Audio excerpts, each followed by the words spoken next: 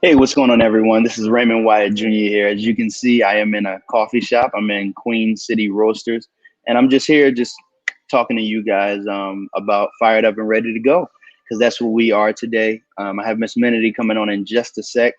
I really just wanted to just take some time to say thank you to everybody who viewed in uh, last Monday when we had talked and we looked up all of the websites, and we had saw that the difference between Donald Trump, and we saw the difference between Joe Biden's website. And I encourage you to please research what both of these candidates are talking about. You have Joe Biden and you have Donald Trump. So let's really just research the things that they're talking about they want to do, or even if they're talking about things that they have done. Let's just do the research and make sure that we are abreast with what's going on in our country. So without further ado, I'm going to bring on Miss Menity. And a lot of you see I have my face mask under is because nobody's in here. I am being safe out here. I'm definitely not trying to catch the COVID. So let's just keep that in mind. If you are in a place where a lot is going on, keep the face mask on, please. Please do. All right, without further ado, Miss Menity, what's going on? Everybody, hey, what's happening? Listen, I am fired up and ready to go. Let me say it again. I am fired up and ready to go. I am so excited to have a special guest with us today. And yes, Raymond, keep your mask underneath your chin, because I'm going to say something to you. If I see a person walk in there, I'm going to tell you to put that mask on quick. But today we have a good friend of mine and friend of part of my family. She happens to be married to my first cousin, but she's an outstanding young lady. She's an entrepreneur. She's a motivational speaker, and she's a business person, and she's a millennial. I think I better say that. That's important. A millennial that's going to talk to us today about what's happening in the society. And I'm pleased to introduce to everybody. Won't you put your hands together, put those clap signs up for Miss Lena Cohen-Hawkins. Lena Cohen-Hawkins. There she is clapping. How you doing? Oh, how are you? Listen, I am doing well. I'm so excited to have you on Motivational Mondays, being fired up. Are you fired up and ready to go? Fired up. Listen, I'm ready to go. I got my ballot and I'm ready, honey. All right. Barack Obama coined that phrase some years ago when he was running, and I always liked it because in this day and age, we've got to be fired up and ready to go. We are met with so many challenges, so many disappointments, so many things that are going on in our lives. Yeah. So we've got to be fired up and we've got to be ready to go. Absolutely. Listen, Lena, do me a favor. Tell us a little bit about Miss Lena Cohen-Hawkins. Where did you grow up? What was in the plans as you were growing up? Come on, talk to me. Well, I guess I'll do a little bit of both. So obviously you described I'm an international speaker. I'm a business consultant and corporate trainer. I just launched my third book, Brilliant Resilience. I launched it on my birthday. It launched as a bestseller. So I'm super excited about it. And, I'm an advocate. I'm a community girl. I'm a Jersey girl through and through, born and raised here. And I love it here. And I always say, my job, I do a lot of things, but it's helping people to get from point A to point B. And if I can help people professionally or personally do that, then creating impact is what I like to do. That's awesome. So Raymond, let's just put that book cover up so people can see this book, Resilience. And Lena, just tell me a little bit about your book. What is resilience? So Brilliant Resilience, when I think about resilience, I think about, bouncing back and, being able to return to your original state through a challenge. But brilliant resilience is about being better. It's about learning from the challenges. It's about looking deeper to say, God, what am I supposed to get from this experience? and how can I move forward? And then brilliance, not only intellectually when we look at learning from our challenges, but brilliance means to shine, right?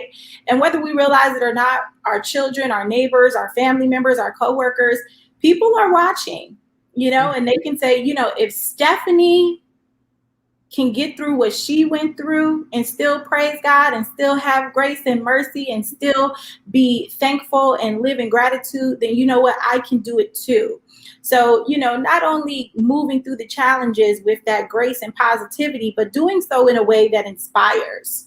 So every chapter in the book is highlighted by an affirmation. And I just talk about different things that I went through in my life. And when COVID hit, I was struggling with dealing with my uncle passing. He had been ailing for a while. So, I lost my uncle. I lost a lot of contracts. Obviously lost a lot of money. I lost hope at some point. And I said, you know what? I have to get out of this bed. Fighting a little depression, a little anxiety, things that we probably all felt during the pandemic, not knowing what was going to happen. And I said, I wanted to give people a little bit of hope, give them something positive to look forward to understand that there's always a light at the end of the tunnel. So that's what my baby brilliant resilience is all about. Listen, you're doing some motivational speaking right now. You are motivating me, and I appreciate hearing your words. But I read that you are the president and founder of WOIO. Now, what does that acronym stand for, WOIO? It stands for Women Operating in Opulence. And wow. What we do is we help support women of color on their journey towards wealth building. So we like to provide a lot of tools and resources for financial independence and really moving past just creating a budget or just cleaning up your credit, but what can we do to provide generational wealth for the next generation, for your kids, for your family, and really moving into that next chapter of not just being financially free in your lifetime, but what can we do to really build wealth in our communities? Wow, that's awesome. I think maybe I need to join. That's awesome. Now, you are the legislative aide for Cleo Tucker, Assemblywoman Cleo Tucker. Now, I have not had the opportunity to really work for Cleo Tucker, but I have worked for her husband, and I know he was a terror. The Honorable Donald Tucker is gone now. He passed on, but I will still never forget some of the things he taught me, and I learned from him. He was a tremendous icon, and my history of Black history is enhanced because of him.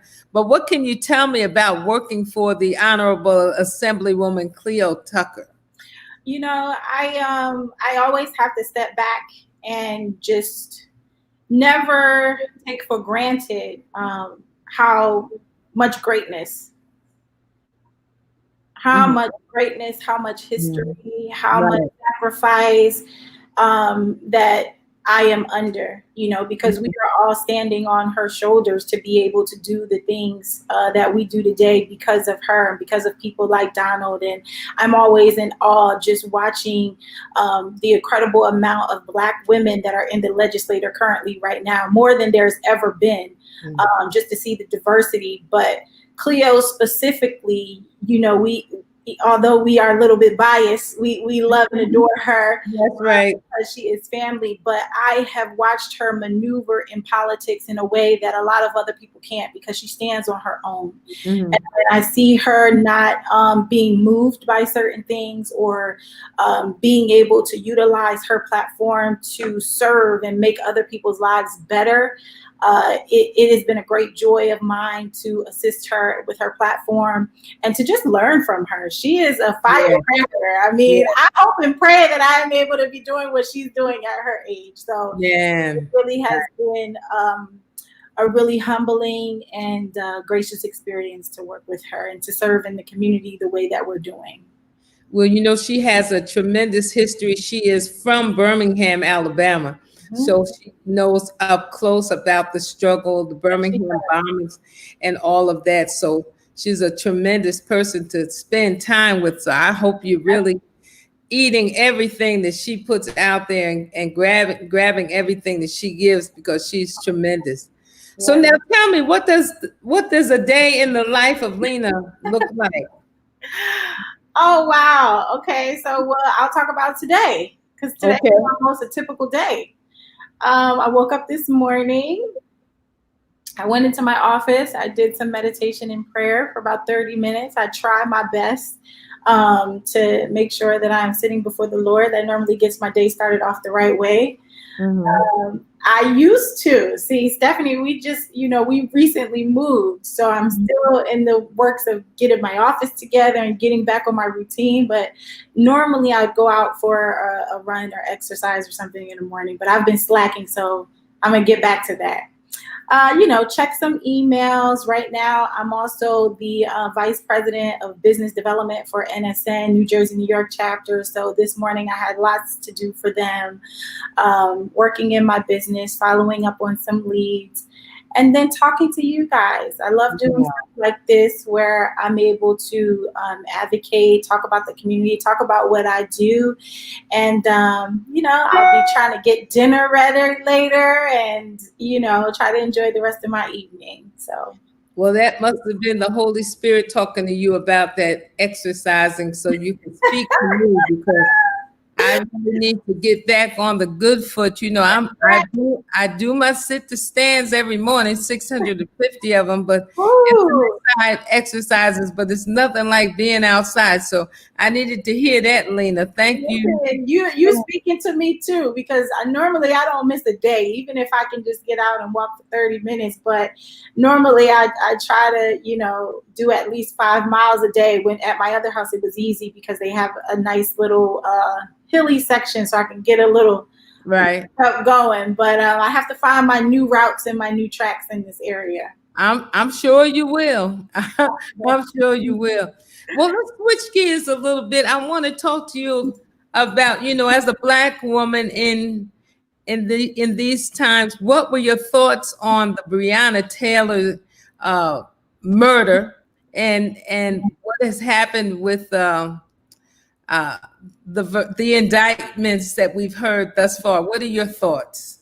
I mean, it's really tragic. It is really tragic. And I think, unfortunately, we live in a day and age, especially with social media, where there's so much misrepresentation of information, misrepresentation of the characterization of individuals, and, so many media outlets being able to skew people's vision of reality and the truth. But at the end of the day, the truth is that she was a beautiful individual that did not deserve to die. Right. And I think oftentimes when we look at Ahmaud Arbery and George Floyd, or the long list of individuals that have lost their lives due to police brutality, people are quick to say, well, what did they do? Or what led to this situation? And for me, police are not the judge, jury, and executioners. So even if, quote unquote, it doesn't matter what led to the situation, you are not given permission to take people's lives. Right. So it's very disheartening, because I see myself in a lot of these young Black women. I was born and raised in Camden, New Jersey. The statistics stacked up against me were not good ones. I found myself in a lot of situations where systematic oppression was a huge part of my life. So when I see young women like Breonna Taylor not being able to make it to, get married and have children and live a life and have a thriving career, it really hits home for me. So, we just have to keep working. We have to keep fighting. We have to keep on pushing. We have to keep striving. We have to keep educating. We have to keep uplifting, and we have to keep working towards becoming united in our communities. So, although these are seriously unfortunate times, that it's more of the same. But I believe we are more united now and a little bit more woke now than we've ever been before. Mm-hmm. So, Yeah. it's unfortunate that it takes things like this to happen. But I think that in my experience, and you'll have to give me yours, I've seen more allies now than I ever have. Well, I'm just still reeling over the death of Brianna because it could have been any one of us. Yeah, absolutely. You know, people knock at your door after 12 midnight. No, they didn't even knock. Well, there's conflicting words about them knocking. But, at your door after 12 midnight, you're sleeping and you end up dead. I just don't understand. I'm trying to understand how that happened, and I guess we never will. But I'm praying for Brianna and her Brianna's family and her friends and those people who are fighting the fight, because it's going to be a difficult journey. But I believe that they shall win eventually. I believe that we just, like you said, we just got to keep on, keep on Keep pushing. on, Curtis Mayfield said, "What? Keep on pushing." Yeah. So I just believe that. Thank you for those words about Brianna. And we paused to just say, Brianna, we miss you, we love you, and we're thinking about you. And for all those who have been met with unarmed, who have died at the hands of police, we thinking about you, and we're caring about you, and we're praying for your families. Absolutely. Now we have the most important election of our time coming up now. In about, what is this?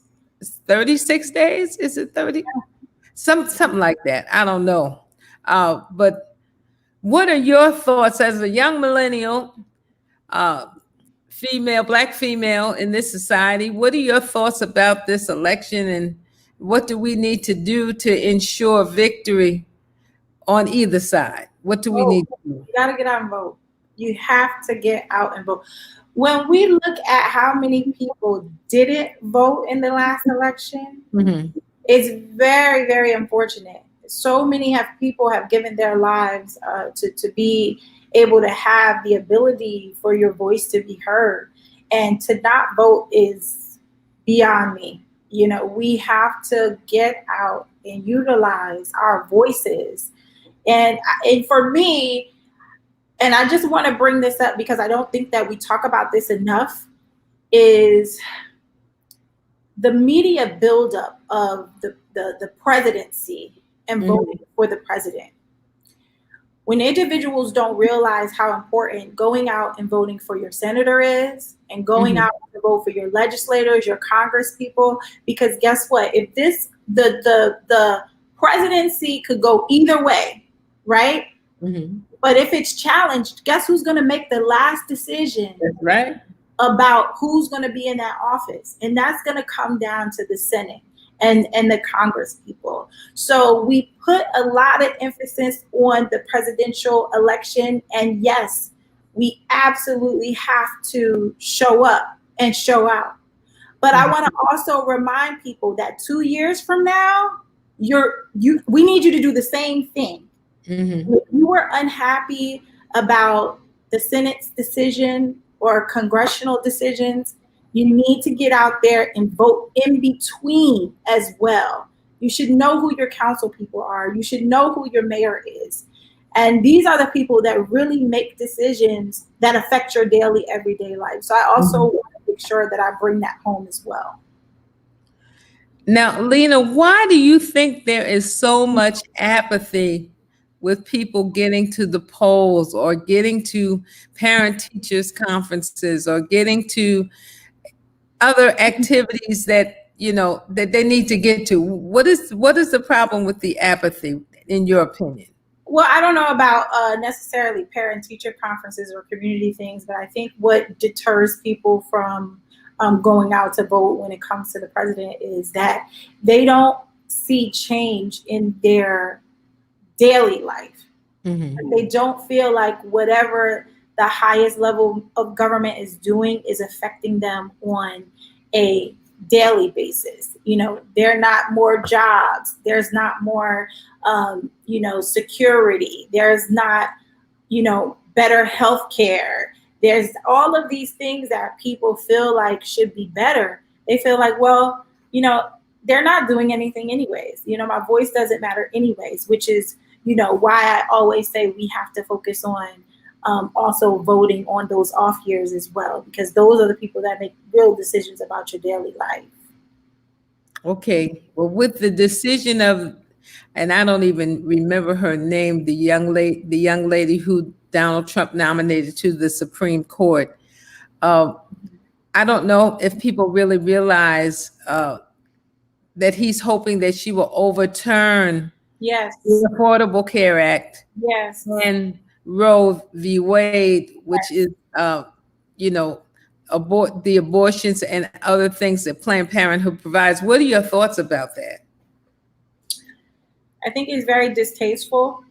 I mean, I think we all know that if the shoe was on the other foot, it would be sought as and labeled as egregious to do something like this and to move a justice so quickly into a new seat. And not only to move so quickly, but to replace someone whose ideals and thoughts are so far apart from RBG's, from Ruth Bader Ginsburg. You would think that you would try your best to, in all fairness, in equity, in equality, and justice, to, replace someone maybe who could level the playing field and has the same thoughts, ideas, opinions, and mentality as Ruth Bader Ginsburg. However, their ideologies are night and day. And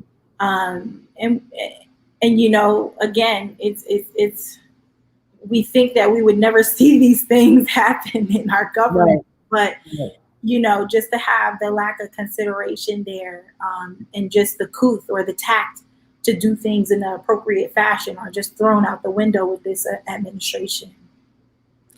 Yeah, I decided to do Fired Up and Ready to Go. This is not what I do, Lena. I'm a retired educator. I'm a musician who gets to do stuff after this stroke.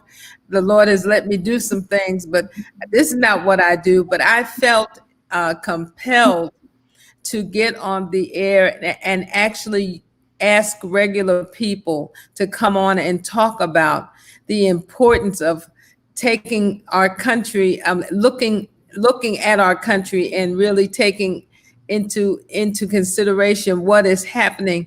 And not only that, but not only seeing what is happening, but being about doing something. So this is why I'm on, I usually wouldn't be on, but Motivational Mondays are going to last up until the Monday before Election Day. And I ask that people, we can't tell you who to vote for. We're very unbiased about who to vote for, but I'm asking you to make your voice heard. Get out of your houses. If you feel like you got to go to the polls, go to the polls. If you're going to mail your ballot, drop it off in a drop box, or drop it off at the elector board, or even mail it. But make sure that your voices are heard. Oprah Winfrey, God bless all these talk show people, and Whoopi Goldberg and all them. This is not what I do, but I just felt compelled to come on and say these things to you. It's important. It's very important. And, thank you for following your gut, and thank you for following a vision. Because, if we want to see things change, we have to be a part of that change, and we have to get out and to let our voice be heard.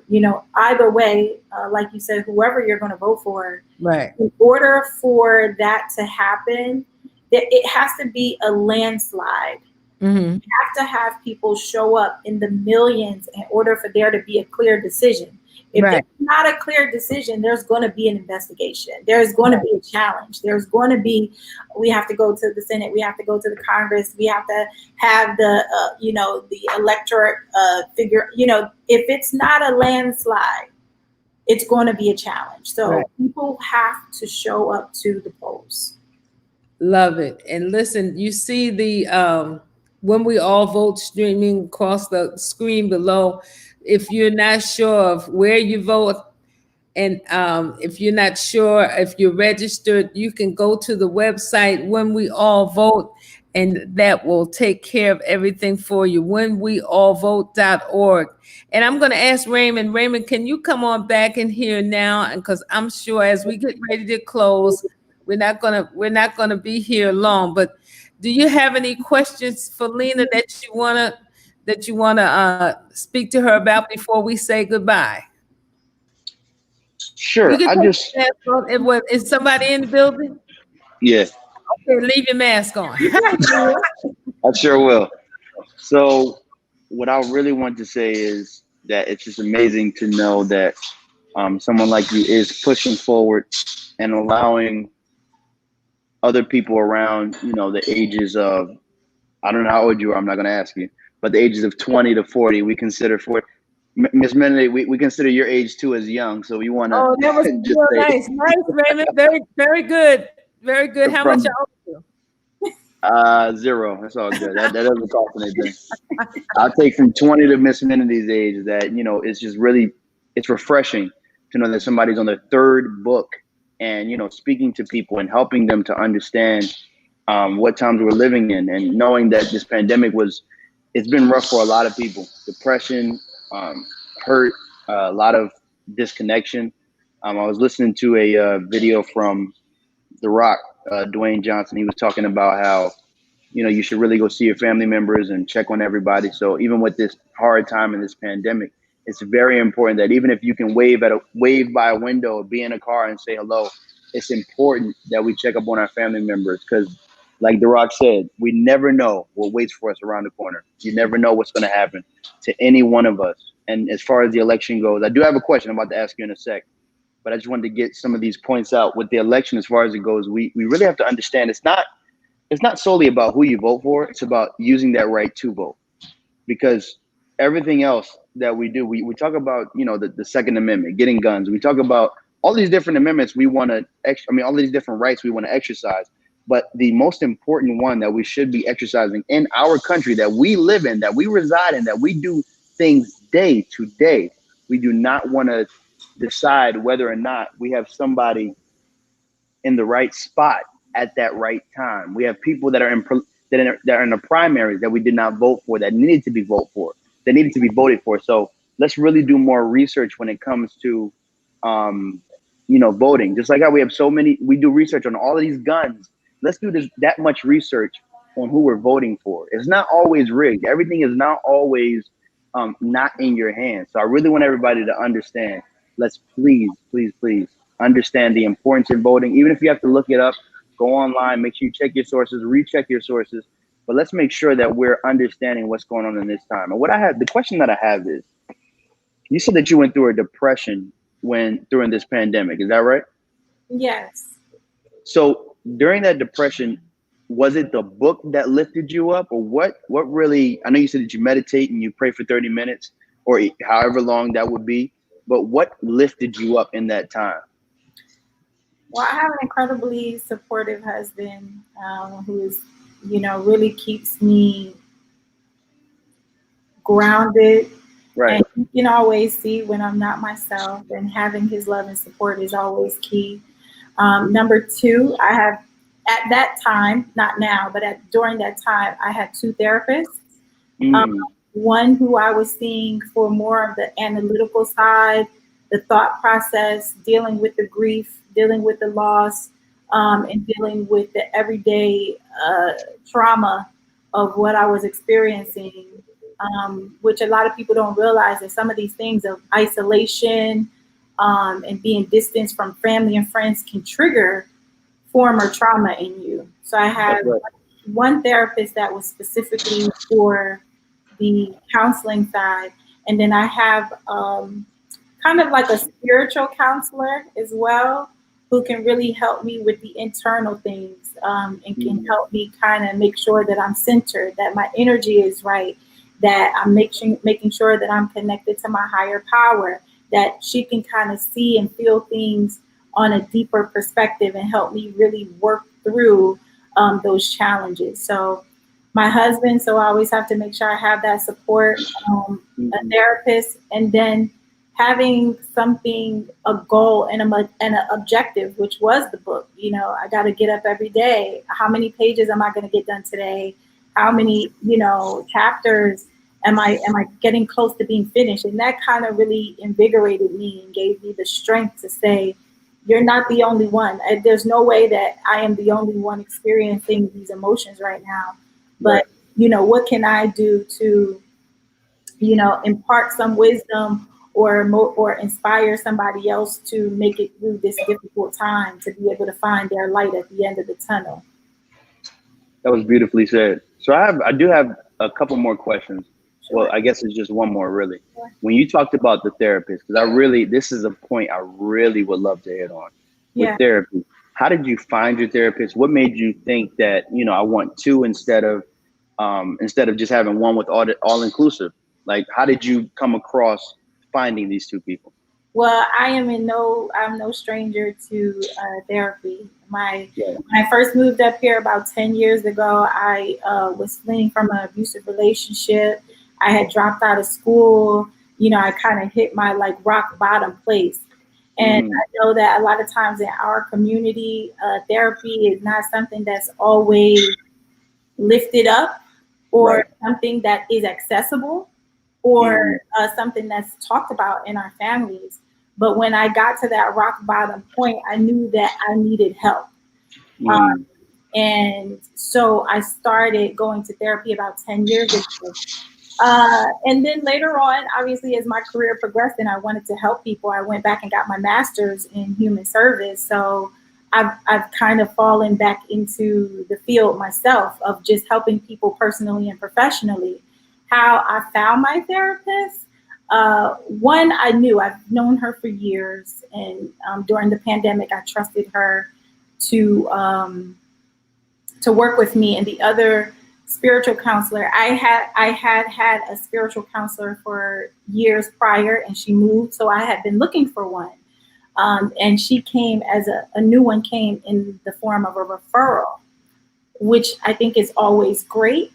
But I also tell people it's okay if you go to a therapist and you don't connect with them, try another one.